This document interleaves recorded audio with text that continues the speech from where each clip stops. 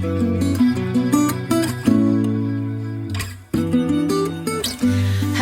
and welcome to another episode of Wellness with EAC. My name is Nicole Gwanzura, and I have the distinct pleasure of being your host.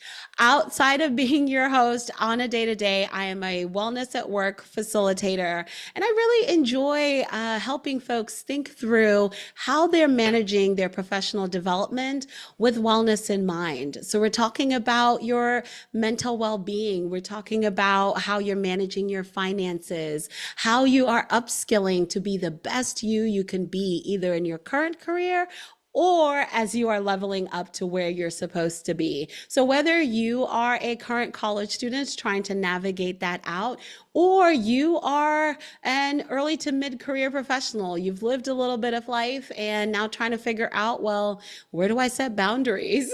What skills do I have?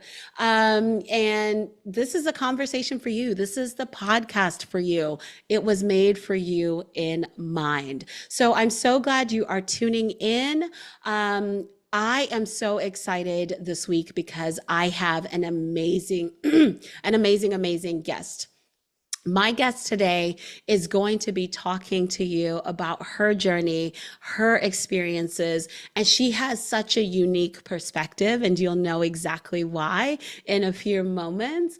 And I'm just really excited for her to share her story. And the reason why I bring guests onto the show is because I want folks to be able to learn from other people's stories, right? And especially right now in this season, on the episode, on the podcast, we are doing a spotlight on higher ed professionals, people who have that background and are utilizing that in so many of the traditional and non-traditional ways.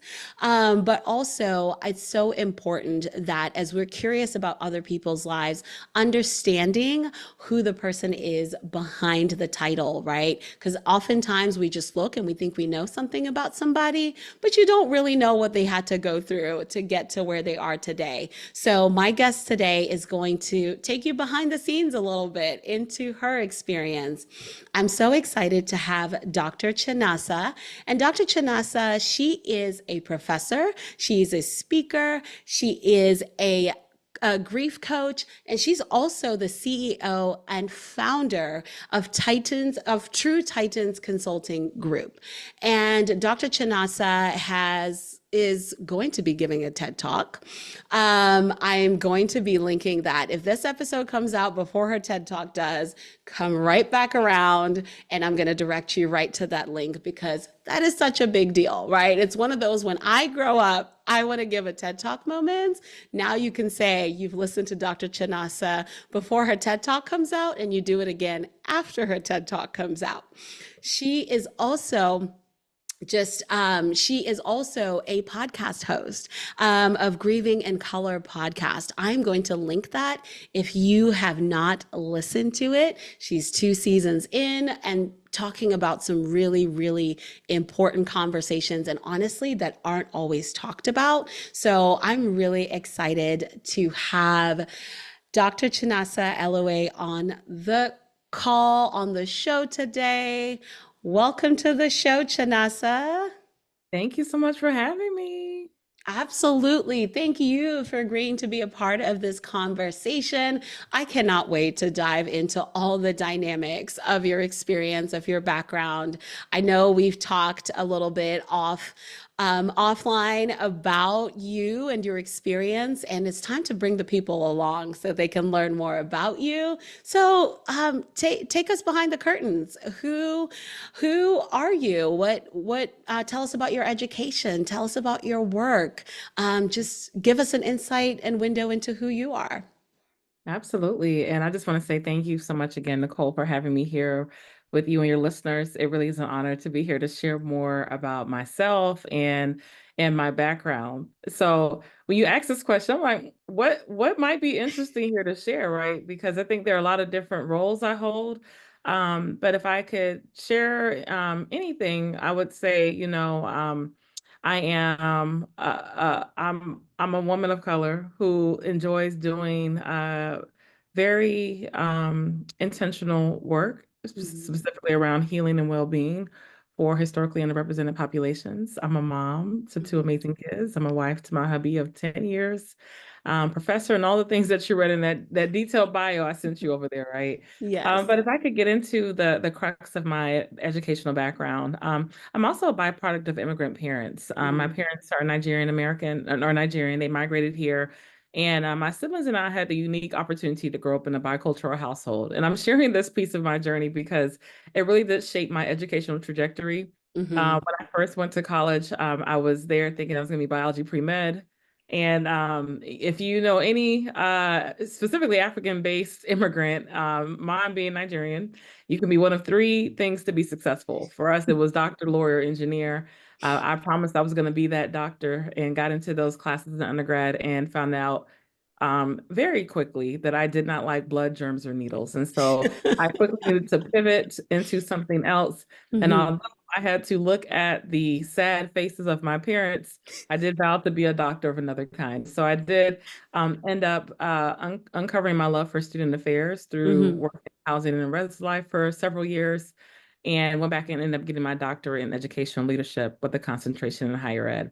Um, I just celebrated my 10th year being a professor, which is wild to me. So, Yay! and it's always interesting when we talk about career trajectories because I can honestly tell you, I did not think this is what I was going to be when I grew up. So, there's a lot of backstory here, Yeah. but I'm grateful for the opportunities I've had since, and it really has been a journey for sure.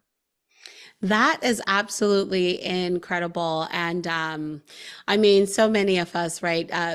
For myself, growing up in a Zimbabwean household and also growing up in a bicultural household, and part of that African starter package is just you got to do it, you know? And I'll tell you, none of my siblings are engineers or doctors or lawyers. Actually, my brother's a hardware engineer now, actually, come to think of it.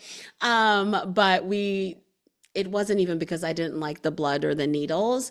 It's just because science was not, it was just a basic passing grade to get me to the next level. We'll just I say get that.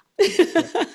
So I'm glad you uncovered your passion and you're still able to make your family proud. I'm sure your mom is probably every single time, every opportunity, ever since you became a doctor, and I'm sure in other accomplishments as well. But that's the thing. Like my daughter's a doctor. Yes. My daughter's a doctor. Yes. Yes. Well, thank you for sharing that insight and window. I think it's so important to learn about people's backgrounds and just understand where folks are coming from because that really informs your perspective, either in how you move forward in life or how you completely pivot in a different direction. And just thinking about your experience so far and just thinking about the season of life, right? You're going through, so many cool things. You mentioned your husband of 10 years, 10 years of being a professor. You know, you're doing some really cool things. You're also CEO and founder. You've got a podcast. You've got sweet babies, you know, all the things. Is there something you can pick from there that you could just say, or a little bit of a mix that you can say, I'm really proud of this thing in this season of life? Ooh, what am I most proud of in Mhm. this season? Um, well, it's an interesting question because I think there are a lot of things I'm proud of in a variety of different ways. In this season of life, I am proud of making it to this 10-year mark. I will say that Mm, specifically professionally. okay. I'm going to get into some of the crux of what I'll share of my professional journey, but I think it does speak to kind of walking into a space where I traditionally have not always felt like I saw people who mirrored or looked like me. Mm, To know that I've been able to kind of charter the pathways of academia in a way that have been intentionally curated by what I wanted to do and how what I wanted to research and how I wanted to teach. I was able mm, to lean into who I am as a person and mhm, not shy away from that. And I think just really accepting my gifts and my talents and bringing them in is something I'm very proud of. So I'm just glad that I found my voice. I'll say that mm, I feel like I found my voice over the couple of years I've been in the field. I started off very quiet, very shy, mhm, very timid in a lot of ways, but now I have something to say. So I'm glad I can say it, you know. So yeah. And that is so powerful. Thank you for sharing that. And you have something to say all the way to a TED Talk. Can you just Can you please share? Because it's not every day you just wake up, right? And I'm sure, I mean, there's a lot of preparation. Can you just give us a little bit of a window of insight of what is that journey? What does that journey look like to Yeah. giving a TED Talk or even deciding that, okay, you found your voice. How do you take that to the stage? You know, I think a big piece for me was having a big idea that I really wanted to express, right? And I think that's Mm, the thing with TED is that it really gives space to really communicate these big ideas that hmm oftentimes need a boost or it can really jar some interesting conversations. And for me, given my research around grief and trauma informed practices, I knew that I really wanted to give a talk that was focused on how do we become more intentional about how we talk about grief on a daily basis, given the Mm, fact that over these past several years, especially, we've walked through so much grief and loss. Um, yes. and I know my entry point into even talking about grief came from the very personal loss of my mom. But I Mm, think about how, even in losing her, it really ignited a fire within me to want to be more intentional about engaging in conversations around loss and grief, recognizing mm, that it's oftentimes seen as taboo, but there is a need to really acknowledge the full scope of our humanity. We are grieving in a variety of different ways and a lot of different things. yeah. And so I want to be more intentional about having those dialogues as well. So I applied, and I know it's a very competitive process, but I was very excited to get accepted, and Mm, I'm surely looking forward to the process. So the talk is done.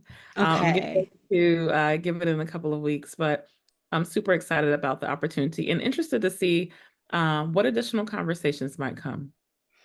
Absolutely, absolutely. And first of all, I'm so sorry for your loss. That kind of personal, deep loss of a parent is just absolutely unimaginable.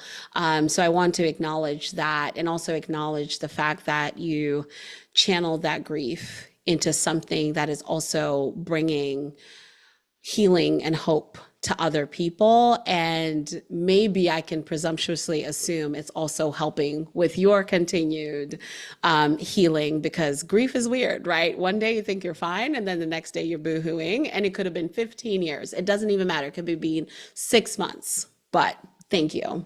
And Yeah. I'm so sorry. Thank you so much. Of course, of course. And so that, I mean, the insight that you shared into even that journey of giving a TED Talk, right? And some of these incredible accomplishments that you've had in life, and you've had to walk through so many different things to get to that and work hard. Is there anything that you look back on and say, I could have done that differently? Mm. You know, I don't fault my journey because there are a lot of things that we learn in real time, right? Hmm If I could, just thinking back over the past couple of years, have done anything differently, I would have tapped into community a lot earlier. I think Okay. oftentimes, particularly around my own personal grief journey itself, I didn't know how to grieve. It's not like I had anyone, you know, that I really bore witness to experiencing grief and loss. I did hmm lose my grandparents early on, but my parents were very kind of closed off. They would, you know, grieve in private or go in the room, and we wouldn't really see things like that. But I think for me, I'm the oldest of four kids, Okay. and I'm so used to taking on a lot of responsibility. So I didn't know how to put down the cape and the mask and allow myself to be cared for. And Mm, so I think things had to have happened where it was like, Chinasa, you need to sit down, okay?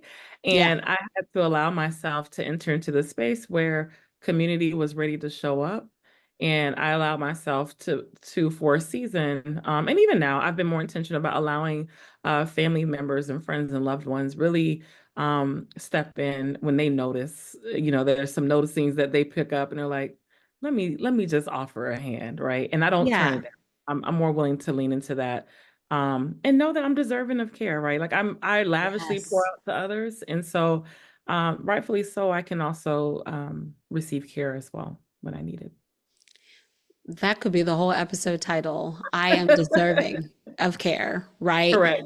And allowing people to care for you. It's almost like you feel like you have to selfishly bottle it up. Sometimes because you're aware of it, or sometimes, like you're saying, you have not seen any other way to grieve. And so I appreciate that perspective that you are sharing. And just, yeah, being reminded your community is there. They want to help you. And sometimes, just not being afraid of saying, okay, you know what? I can't think about dinner. I can't think about this. Can you come and just hang out with the kids? I could really use some Chipotle. like, Big can on you? Chipotle. Okay. See, like I could just some of that. And I think sometimes there's like a shame that comes with it. I think, especially as just women. I know personally for me as a woman, as a mom, it's just almost no, but just add that to my plate. But I should be able to navigate. Let me just go and do things like my life didn't just fall apart right now. Come So on. I'm deserving of care. Mhm. We need that on a t-shirt if it's not already. And trademarked it immediately. Yes, yes, on a t-shirt and trademark it. Okay, no, this is so wonderful. And just also now thinking about you're managing so many different facets of your life, right? And doing so many things that are demanding of your time. Do you have any advice? Because majority of our listeners are mid-career women that are probably moms and parents or caregivers of some sort. They're working, they're just trying to figure out and sometimes maybe keep their heads above water. And it's just trying to navigate life because you're just taking on so much. Do you have any advice of, or just share some tips of how you're managing it? Yeah, I was gonna say burn the to-do list, but that's not You realistic, right? know what? Sometimes you do and then rewrite it, but it Might feels help, good. right? Yeah. Um, to be exact, I'll say this. Mm, I don't believe there's anything such as work-life balance. I used to say that a lot, like, oh, I believe in work-life balance. I think there is work-life harmony. I think you actively prioritize things that need to be prioritized in real time. I yes. think for me, I have found that in a lot of seasons, deadlines will dictate priorities for me in a variety of Mm, different. And so I think for the mid-career professional who is in the midst of all the things, I would say number one, prioritize your health. mm, Down. Um, I have had to learn through many iterations the importance of really just taking time for self.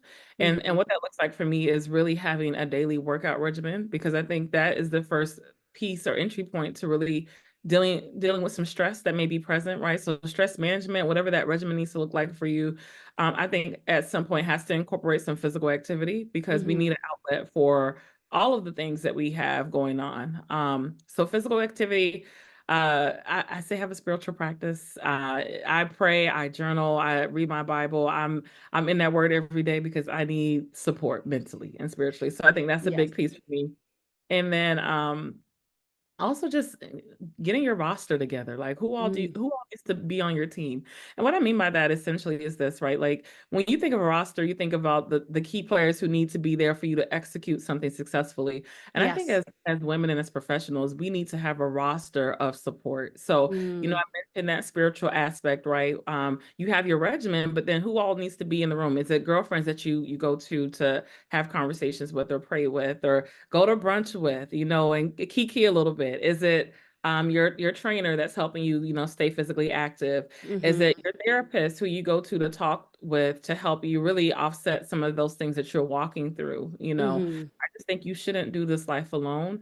And I know that at times it may be hard to kind of curate that for ourselves based on various limitations that may be present. I want to fully acknowledge that. But right. I think with whatever we have access to, I think we should do our best to really curate things that we need in real time. That, um, that's it right there. That's that, that's the combo, right? To find that harmony in order to just keep, some semblance of having that routine that will help you in that which way. I'm a pray, journal, and read my word kind of girl as well. And there are days where if I don't do it in the morning, then I do it at night. But then throughout the day, I still have to just talk out loud to God. I'm like, okay, I'll just be walking and having a conversation because I'm like, this is just how, because sometimes I just need to talk it out with God. I'm like, Holy Spirit, what do you think of this? And so I'm just throughout the day because I need that. But then also, I keep up with my therapist, just got to make sure I have this, keep up with my group, my community. And so having that routine is so important. And I think what you're saying as well, my husband cannot function without exercise. He cannot go a day without some sort of workout. If he's not running, he is going to do a quick workout on YouTube. And I'm still working my way towards that part. Running after the kids is not a workout. It's I hear just that. right. It's just Yeah. not a workout. It's stress inducing instead of relieving. So I appreciate you just sharing that insight. And you started to touch on it a little bit, but can you share with our listeners, what does wellness mean to you? Hmm. Wellness for me means intentionally curating practices and resources and support to help you just live a very holistic and well-rounded life. Mm, And I say that given the fact that in different seasons, different things might work well for you, and in others, it may not. And I hmm think wellness requires self-compassion. It requires having an adventurous heart to explore new things and be willing to release things when they no longer serve you in season. And I think it also requires us to just be very honest with ourselves at times when we recognize that we might need to reach out to others to help us find the way. Because sometimes we might think we have certain practices in place, but you might need to, if you're having some health issues, you might need to reach out to your doctor, or if there's some other things that are popping up, you might need to reach out to someone who's a little bit more experienced. If you have a therapist, maybe you need to advance it a little bit more and do some EMDR or some other types of therapy to help support you, right? So I think those are some key ingredients that are encompassing of wellness. I think it looks different for every person. So what works for me may not work for you, right? You hmm might be curious, you might try it, but if you try it, like, it's not my jam. That's Yeah. okay. The beauty is that we have the opportunities to um, be self-exploratory and see what works, what feels great, what's supportive of me for me right now in this season. That's it. That's it. And I think you touch on something so important because there's often times where we've all experienced it when we looked at something or someone and thought, that's the routine that works for me. Like, I want to emulate exactly what that person does. But you're not that person. You're not exactly, you don't know what makes that person tick. You don't know what makes this person shift one way or another. So while maybe a part of their routine would work, it might explode in other places, and it's not self-care for you. It's laborious. For instance, if you see, I don't know, like a 15-step skincare routine, I'm That's sure not that my the glass skin is good for you, but I'll take my three products, including sunscreen and face wash, We are one here, trust right? me. And that is perfect for me. And that works exactly. And then I'm like, okay, this is how this routine works for me. This is so you have to adapt that, right? And I think thank you for reminding folks of that because you are uniquely you. You were made to function exactly as you are, quirks and all. And no matter what you do, you're never going to please everybody. No matter how you decide to take time for yourself, somebody's going to think it's selfish. Somebody's going to have an opinion about it. But as long as you are improving your well-being, as long as you are improving in the way that you are meant to live your life and meant to bless and be a blessing and bless others around you that care about you, Honestly, that's really all that matters.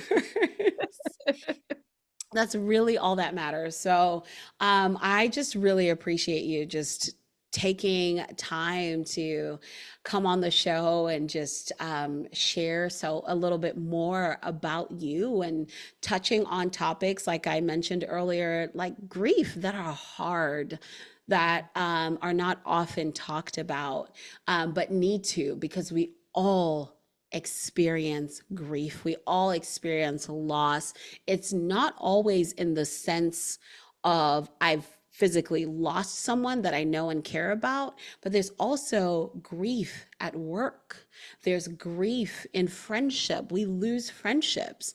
We lose positions at work. We, lose favor in situations.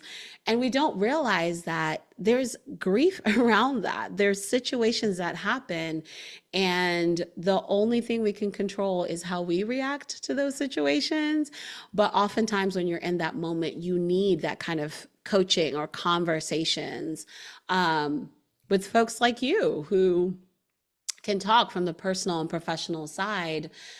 So, how can people connect with you? Or what are ways for them to connect with you? Say they do want to bring you in to speak, or, maybe they want to utilize your services as a grief coach. I'd love for people to just get maybe a snippet preview of what they would expect, and then how to get connected with you for more.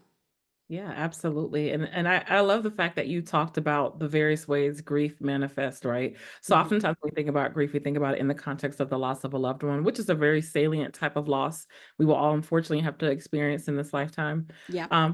You are right. We do experience grief in our careers, whether it's job loss, involuntarily or voluntarily, you're moving on to something better, but then you still are grieving the colleagues you're leaving behind.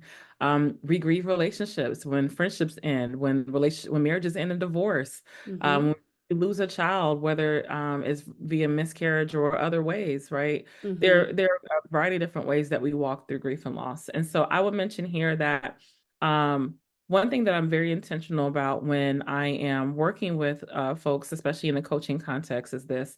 I'm not here to fix you, right? I think oftentimes people think that it's 3 months since I've lost such and such. It's 6 months, it's 2 years. I'm still stuck. I'm not the same. And I say all this to Mm, say, right, grief takes time. yes. And oftentimes I say we grieve for a lifetime. Mm, I'm 5 years since my mom has passed. I grieve her every day. Now, mm, I may not be, wailing or crying every day like I was day one, but what I am doing is finding ways to intentionally honor her memory as I move forward. And I think that's one piece that I would mention here is that when I coaching, the beauty of coaching is that it takes a forward facing approach. And so, whereas in no therapy and other clinical fields really help you deal with the past and those emotional aspects that come along. I really step in to support people when they are at a space where maybe some time has passed and they're like, mm, what? I'm at a place where I have my therapist who supported me in this aspect, but I do want to find ways to intentionally move forward in my journey. And so I mm, step in to provide some support. We work extensively to really think about how do you honor what or who was lost in ways that make sense for you, right? In ways that right. don't feel like you are forcing yourself to move before your time. And so we talk Mm, about that. The sessions are individually tailored to really support people where they are. It's a non-judgmental space. There's a lot of mm, self-compassion and compassion present in those sessions because I recognize that, um, again, given the fact that grief is such a taboo topic, we might hold a lot of judgments with how we find ourselves processing grief or information. And this is mm, a space where you can come and you can just simply be who you are in that moment and just accept where you are. mm. And so I'm not here to fix, I'm here to support and hold and dare I say hold your hand, right? But walk alongside you. I'm here to Right. walk alongside you as you are bravely, courageously taking those next steps and Mm. finding ways to move forward.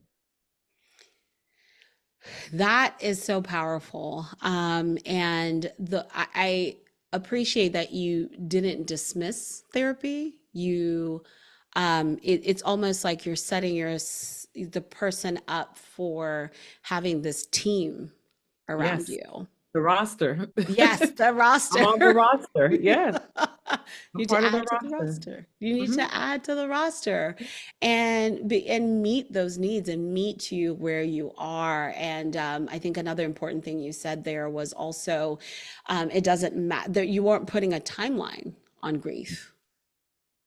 No, you can't. And I think that's the piece, right?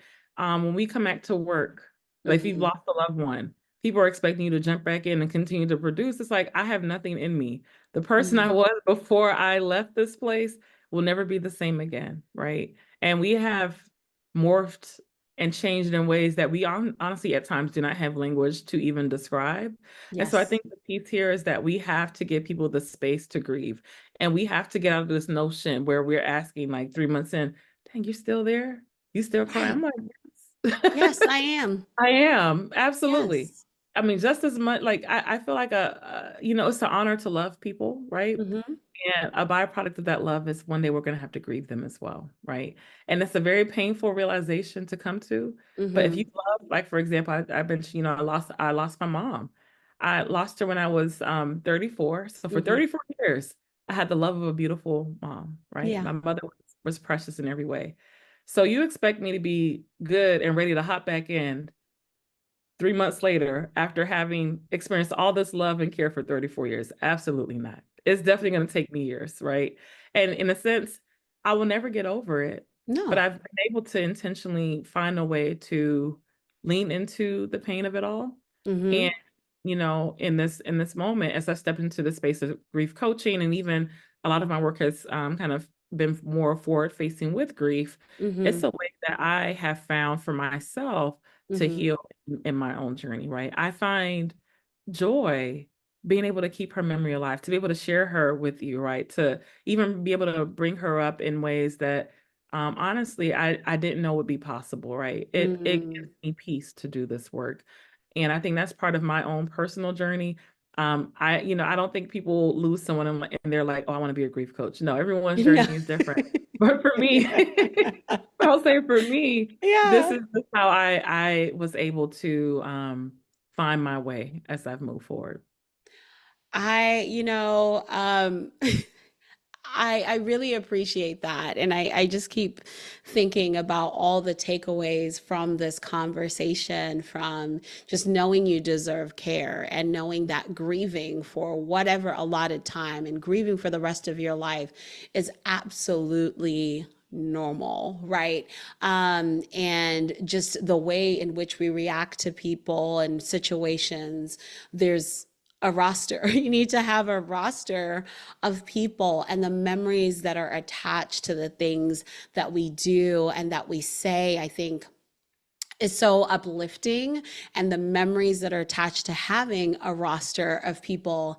I remember I lost my grandmother. It's been almost 2 years now, and my whole life, right? I have my grandma for 29, 30 years. And then she passes, and we can't get on a flight because it's COVID. And so we can't go and grieve. We didn't actually get to until almost a year later. But that evening, my husband was out playing soccer, and I called my best friend and couldn't get words out. So she pops up at my door 5 minutes later with a box of tissues and wine. She was like, I didn't know what you were trying to say on the phone. I didn't know like what we were going to need, but I just heard your voice. Oh, And I brought whatever supplies. She was in her bedroom slippers, left her kids, and mm, just came right over because she was a part of my roster. And I already had a pre scheduled colleague who was coming over to pick up equipment that was being delivered at my house because grief is mm, unexpected a lot of times. And so I could have just said, no, I can't see you. But she was starting her new job. But I remember now she's forever part of that roster for that moment because she brought sunshine on a yes. dark day. And Mhm. so every time I think of her now, we still talk. We're not even close, but we still, when we talk about that moment. I'm like, I remember you on a Yeah. dark day, you brought sunshine. I remember these people who came in and they did these things. Other things in between might be blurry, but everything you're talking about having that roster of people, about grieving for whatever time period, about just allowing people to care for you and having that time is just so affirming. to me, and I know it's going to be so affirming to so many of our listeners, if not all, right? If not now, for in the future. So, Chinasa, how do they get in touch with you? Well, you can find me on any social media platform at Dr. Chinasa Elue. I know you're going to link this information for them. Yep. You can also find me on my website at www.drchinasaelue.com, as well as listen to my podcast, Grieving in Color, on any platform that you get your podcasts on: Apple, Spotify, iHeartMusic, you name it, it is available for you. That is amazing. Yes, we'll link all of those. And when the TED Talk comes out, we're going to be linking that too, because that, I mean, forever, you're going to be able to put TED Talk speaker. You're going to be able to brand that and put that on everything. So I appreciate you so much for being on the show, being so open and just being a beacon of light and authenticity on this conversation. Thank you again for being on the show. Thank you so much for having me. Of course. And thank you to everybody who is listening. If you enjoyed this conversation, share what was your biggest takeaway? Was there something that gripped you? Was there something that you resonated with? Is there something that you took a good note on? We'd love to know, and leave a comment on any of the platforms, right? You might be watching us on YouTube, or you're on Spotify, Listen Notes, YouTube Music, all the places, right? Type in Wellness with EAC. If your friend says, I don't have, which my friends do, I went to Apple Podcasts because my best friend said she wouldn't get on Spotify. So wherever your friend is going to go, just go ahead and share this link with them as well, and have them also leave us a review, share their thoughts. We're excited to hear it. I'll be back again next Wednesday, as I do every single Wednesday. Until then, take care and be well, everyone.